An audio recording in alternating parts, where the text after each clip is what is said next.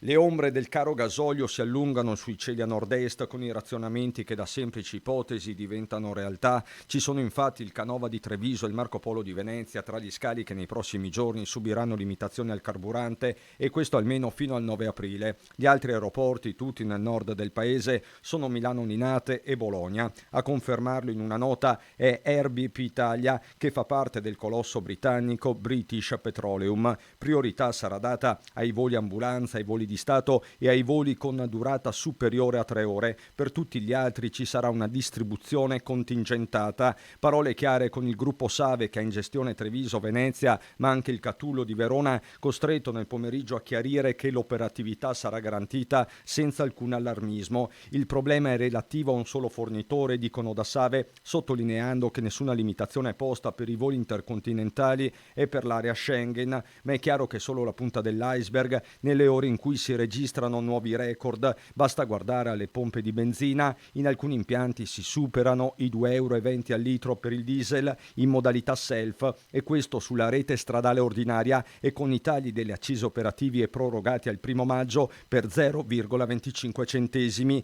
misura che da sola sembra non bastare. Servirebbe fare di più perché molte famiglie stanno soffrendo di questo. Incide sulla gita di Pasqua e Pasquetta, probabilmente la gente spenderà per Pasqua e Pasquetta, ma dopo avrà sicuramente guarderà le proprie tasche per risparmiare in altre cose, sostanzialmente, nella spesa piuttosto che nel vestiario, in altre cose in sostanza, nelle ferie anche. Molto di più, anche perché gli stipendi non aumentano e quindi ce la giochiamo di giorno in giorno, diciamo. A parlare però sono anche i gestori di carburante, da loro un triplice appello all'esecutivo. Dire alla Guardia di Finanza che può starsene a casa, perché almeno parliamo delle zone che conosco io, quindi sicuramente il Veneto non c'è la speculazione di benzinai.